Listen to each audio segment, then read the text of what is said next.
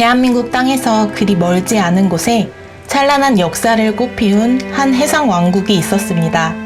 평화로웠던 이 작은 섬나라는 짧은 번영을 누리다가 영원히 사라지고 말았습니다. 맑은 바다와 따뜻한 햇볕이 쏟아지는 동양의 하와이, 일본의 오키나와입니다.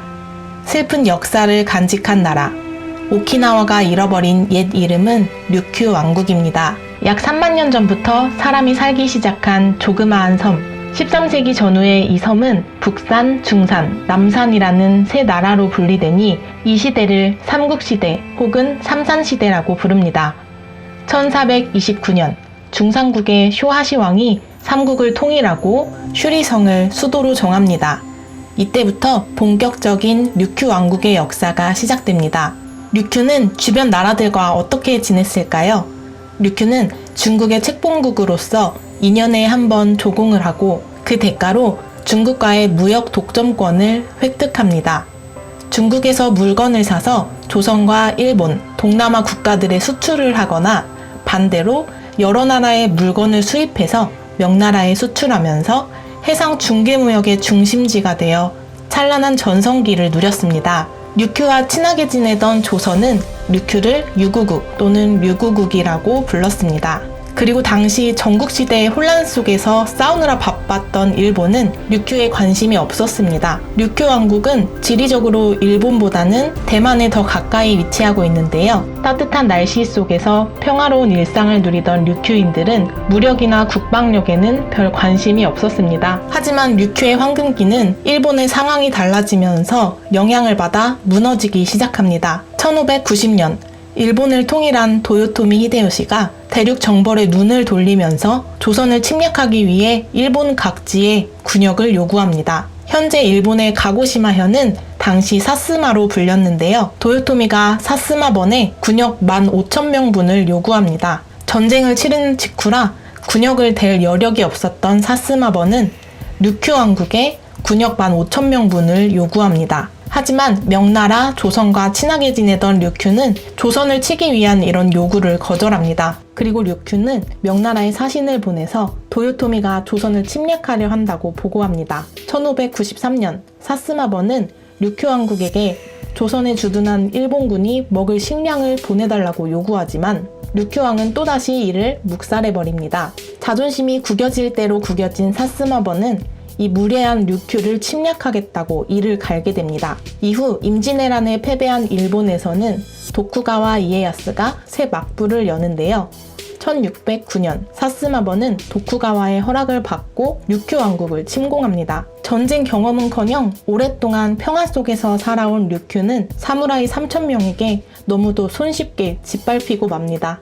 침략자들은 류큐의 수도 슈리성을 점령하고 류큐 국왕과 고위 관리들을 사스마번으로 압송하는데요. 사스마에 잡혀간 류큐 왕과 신하들이 온갖 수모를 겪게 됩니다. 류큐의 충신이 펄펄 끓는 기름솥에 던져지기도 합니다. 결국 류큐 왕과 신하들은 사스마의 속국임을 선언하고 2년 반 만에 류큐로 돌아올 수 있었습니다. 이제 사스마번은 류큐 수도인 슈리성에 감독관을 보내서 본격적으로 내정을 간섭하기 시작합니다. 하지만 사스마는 이 사실을 중국에 알리지 않고 중국과 류큐가 계속 교역하도록 하는데요. 이것은 류큐와 중국의 무역 이익을 중간에서 일본이 몰래 가로채기 위한 속셈이었습니다. 그래서 청나라 황제가 류큐의 사절단을 보낼 때마다 일본의 지배 흔적을 모두 감추도록 합니다. 그래서 실제로 중국은 청나라 만렵까지도 류큐가 이미 예전부터 이중 속국이 됐다는 사실을 몰랐습니다. 게다가 류큐는 1693년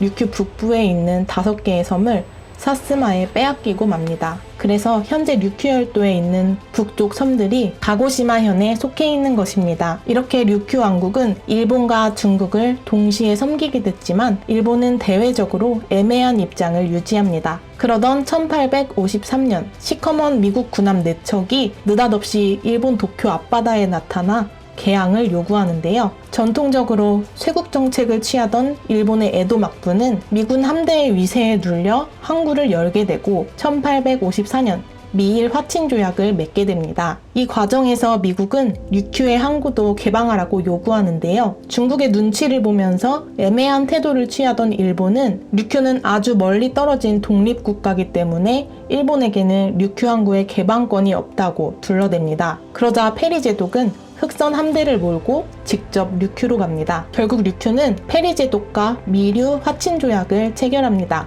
엄연히 독립국의 자격으로 국제조약을 맺은 겁니다. 그 후 류큐는 프랑스, 네덜란드, 이탈리아와도 연달아 조약을 맺습니다. 이를 잠자코 지켜보던 일본, 과연 류큐를 독립국으로 인정한 걸까요?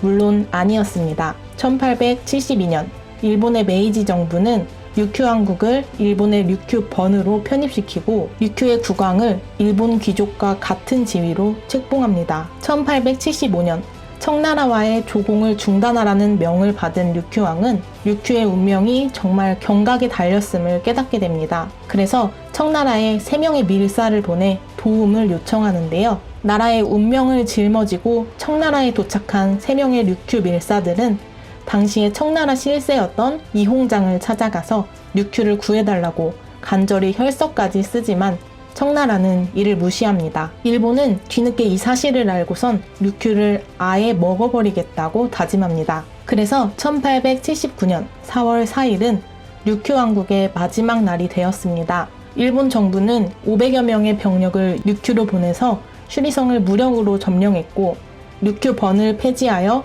오키나와현을 설치하였습니다.